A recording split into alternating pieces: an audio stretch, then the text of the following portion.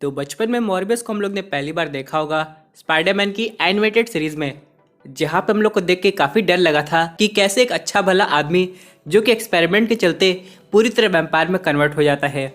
और उसके साथ बस ऐसा होता था कि वो रात में कन्वर्ट होता था और उसके ऊपर अपने आप का कोई कंट्रोल नहीं रहता था। लेकिन यहाँ पे चीजें कुछ बदलती हुई हम लोग को दिखाई दे रही है, क्योंकि ट्रेलर में देख के ऐसा लग रहा है कि यहाँ पे माइकल मॉर्बियस अपने पावर को कंट्रोल करना भी सीख लेंगे, जो कि साफ पता चल रहा है। तो आज हम लोग वो सब डिस्कस करेंगे और ये भी जानेंगे ये मूवी वाकई किस यूनिवर्स में बन रही है।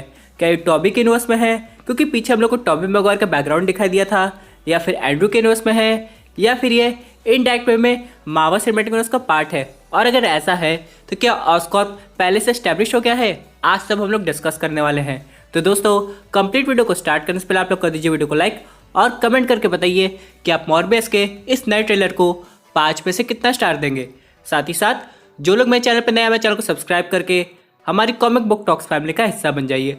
तो दोस्तों हम लोग शुरुआत करते हैं बिल्कुल नई अपडेट से। यहाँ पे सबसे पहले आप लोग ने एक चीज़ नोटिस की होगी कि हम लोग को डेली ब्यूगल के अखबार का वो लोगो दिखाई देता है, जो कि काफ़ी हद तक वेनम के यूनिवर्स से मेल खा रहा है।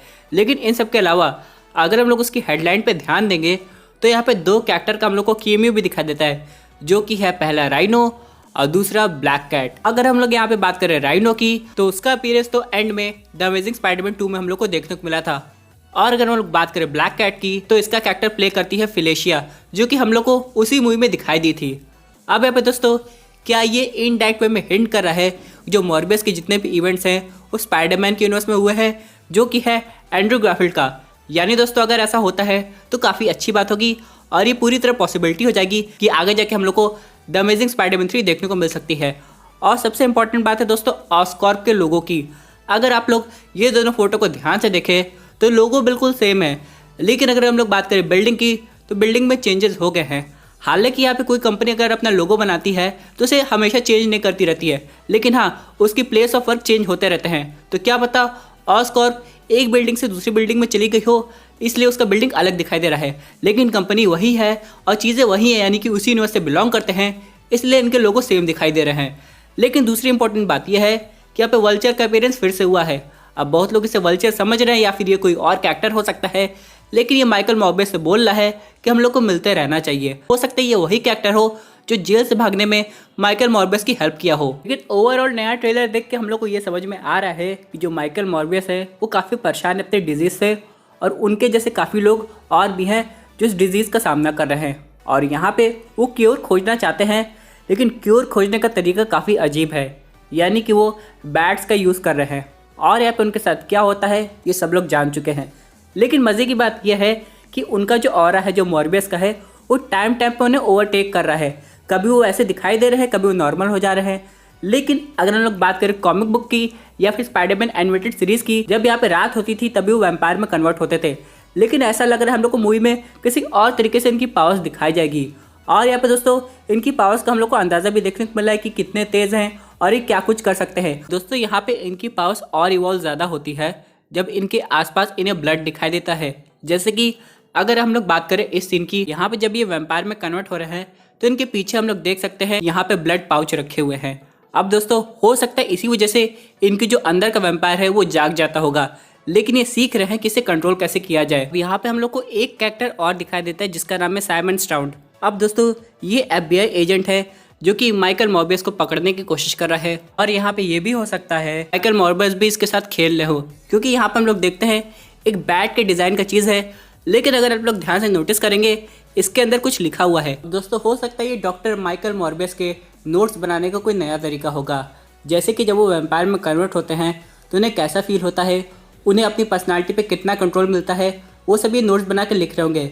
लेकिन मज़े की बात यह है वो इस नोट्स को बैट के शेप में कन्वर्ट कर दे रहे हैं, और शायद ये वही क्लू होगा जो ये FBI ऑफिसर के हाथ में लग गया है। और दोस्तों एक सीन में हम लोग को मॉर्बियस की स्पीड का भी अंदाजा देखने को मिल रहा है कि वो कितने तेज है। इससे ये साबित होता है कि अगर इनका सामना वेनम से भी हो जाए तो हो सकता है वो वेनम को भी ओवर पावर कर सकते हैं। लेकिन ये पूरी तरह डिपेंड करता है कि उनकी पावर्स हम लोग को किस लेवल तक दिखाई जाती है। अब यहाँ पे कोई डिबेट तो नहीं होने वाली है कि वेनम कितना पावरफुल है, मॉर्बियस कितना पावरफुल है, ये तो हम लोग को मूवी देखने के बाद ही पता चलेगा। लेकिन बात बहुत मजे की होगी कि अगर इनका सामना होता है एक दूसरे से तो कितना मजा आएगा, और आप लोग किसे सपोर्ट करेंगे, वेनम को कि मॉर्बियस को। दोस्तों यहाँ पे हम लोग को एक अजीब सा सीन और दिखाई देता है जहाँ पे मॉर्बियस पूरी तरह वैम्पायर में कन्वर्ट हो गया है, लेकिन उसके पास हम लोग को बैट्स की भी एक सेना दिखाई दे रही है। अब मैं सेना इसलिए कह रहा हूँ क्योंकि एक तरह से वो बैट्स का राजा हो गया है। अब यहाँ पे दोस्तों ऐसा लग रहा है कि इस फिल्म में वो बैट्स को भी कंट्रोल कर सकता है। ऑब्वियसली बात, उसके पास ये सुपर पावर भी होगी। और दोस्तों ये अब तक का सबसे स्केरियस्ट लुक है माइकल मॉर्बियस का, जब ये पूरी तरह वैम्पायर में कन्वर्ट होते हैं। दोस्तों मैं सोच रहा हूँ स्पाइडरमैन का क्या हल होगा। पहले तो यहाँ पे वेनम आ गया है, ऊपर से अगर माइकल मॉर्बियस भी स्पाइडरमैन का सामना करते हैं तो उसका हालत तो देखने लायक होगा। अब दोस्तों यहाँ पे सबसे इम्पोर्टेंट बात यह है कि यहाँ पे सोनी ने अलग से कहा था कि अपनी जो विलन्स की मूवी है वो अलग से बनाएगा, फिर उनको एक साथ कंबाइन करेगा ताकि वो स्पाइडरमैन का सामना कर सके। यानी दोस्तों अगर हम लोग काउंटिंग करें तो यहाँ पे वेनम है, मॉर्बियस है, क्रेवन द हंटर की मूवी अलग से आ रही है, उसके बाद वल्चर है और जेल में हम लोग को स्कॉर्पियन भी दिखाई दिया था। इन सब के अलावा अभी भी मिस्टीरियो का कुछ क्लियरली पता नहीं है कि वो वापस आएगा कि नहीं, लेकिन अगर वो आ गया तो उनकी टीम कंप्लीट हो सकती है। अब दोस्तों आप लोग यहाँ पे सोच रहे होंगे कि मैं Green Goblin, doctor Octavius, Electro, Lizard ये सब की बात क्यों नहीं कर रहा हूँ, क्योंकि दोस्तों ये लोग तो पुराने विलन हैं और वैसे भी ये बाकी स्पाइडरमैन मूवीज में आ चुके हैं। तो इनकी कहानी भले हम लोग को नो वे होम में दिखाई दे रही है, लेकिन मूवी के एंड होते ही इनकी कहानी भी खत्म हो जाएगी और नए विलन्स को मौका मिलेगा अपना कमाल दिखाने का। लेकिन दोस्तों अब चलिए बात कर लेते हैं ट्रेलर के सबसे ऑसम सीन की। यहाँ पे एक आदमी माइकल मॉर्बियस को डराने की कोशिश कर रहा था और यहाँ पे वो अपनी पावर से उसका हाथ पकड़ लेते हैं और एकदम डर जाता है और पूछता भी तुम कौन हो, तो माइकल मॉर्बियस कहते हैं आई एम वेनम। यानी दोस्तों यहाँ पे वेनम को अच्छी तरह जानते हैं, उसका नाम लेके उस आदमी को डराने की कोशिश भी करते हैं। लेकिन फिर हम लोग ये क्या देखते हैं, वो अचानक से नॉर्मल भी हो जाते हैं, फिर बोलते हैं मैं तो बस मजाक कर रहा था, Michael Morbius at your service. यानी ऑल टुगेदर दोस्तों ये मूवी काफ़ी कमाल की होने वाली है और आज नहीं तो कल हम लोग को मॉर्बियस वर्सेस वेनम या मॉर्बियस और वेनम का एक टीम अप देखने को तो जरूर मिलेगा। लेकिन मजे की बात यह है कि आगे की स्पाइडरमैन मूवीज में क्या एंड्रू गारफील्ड को मौका मिलेगा कि नहीं। जब मैंने आप लोग से पूछा था कि आप कौन सी मूवी देखना चाहते हैं, टॉबी मैगवायर की स्पाइडरमैन 4 कि एंड्रू गारफील्ड की स्पाइडरमैन 3, तो आप में से बहुत लोगों ने कमेंट किया था कि टॉबी मैगवायर की मूवी में उसको एक डेफिनेट एंडिंग मिल गई थी। लेकिन वही अगर हम लोग बात करें दूसरी तरफ एंड्रू गारफील्ड के स्पाइडरमैन की, तो उसकी एंडिंग उतनी भी परफेक्ट नहीं थी। यहाँ पे ऑडियंस उसकी पार्ट 3 का वेट कर रही थी, तो यहाँ पे बहुत सी ऑडियंस चाहती है कि आगे जाके हम लोग को द अमेजिंग स्पाइडरमैन 3 देखने को मिले। तो ये देख के काफ़ी मज़ा आएगा कि यहाँ पे वाकई में मॉर्बियस का सामना कौन से वर्जन के स्पाइडरमैन से होने वाला है। वैसे दोस्तों जिस हिसाब से चीज़ें हो रही हैं, यानी कि वेनम इनडायरेक्ट वे में मार्वल सिनेमैटिक यूनिवर्स में आ गया है और वेनम ने पीटर पार्कर को पहचान भी लिया है, तो मेरे हिसाब से ये जो मॉर्बियस है इसका सामना पहले टॉम हॉलैंड के स्पाइडरमैन से होगा।